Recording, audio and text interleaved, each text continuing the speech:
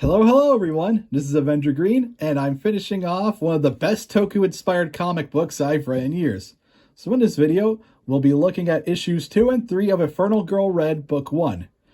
I'm not going to harp on what I liked about the first issue in this video. The art and colors by Erica D'Urso and Igor Monti are, respectively, make this miniseries an absolute visual treat.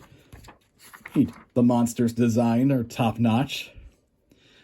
And both the main heroine and the villain are impressive with cool visual effects around them.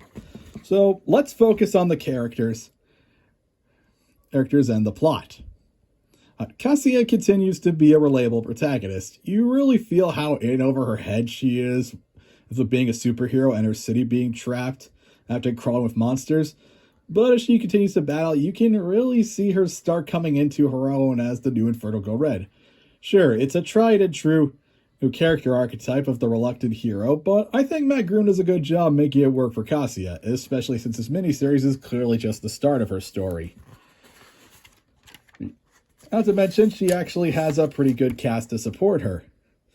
Her mom is really supportive and helps her daughter figure out all this crazy supernatural stuff, given her experience with the previous Inferno Girl Red. And then, let's see. And also, her roommate Harriet makes a good confidant and a possible love interest. And of course, the enigmatic Dr. Caro. Let me see if I can find her. Well, yeah, Oh, yeah, she's in the next issue. But yeah, the Dr. Caro seems like she's going to be an interesting mentor.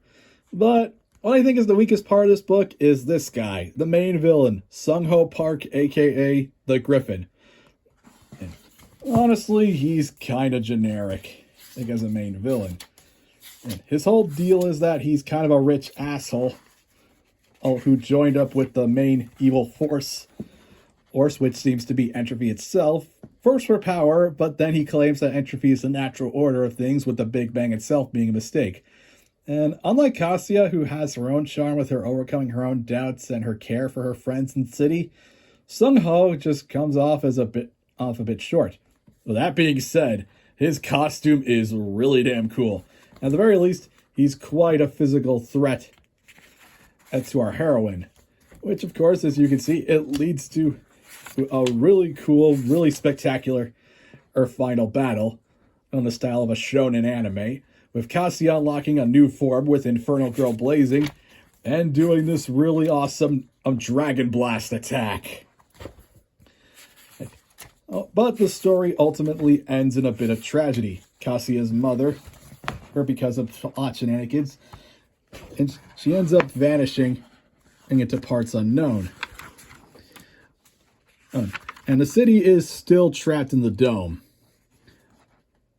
However, her Inferno Girl Red and her allies are clearly going to do their best to figure this out. Their hope burning like the brightest flame.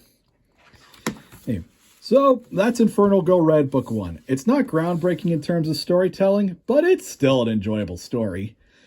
And of course, the art is worth the price of all 3 issues alone. I highly recommend picking up this book and signing up for the newsletter or online. And I can't wait for Book 2 to come out.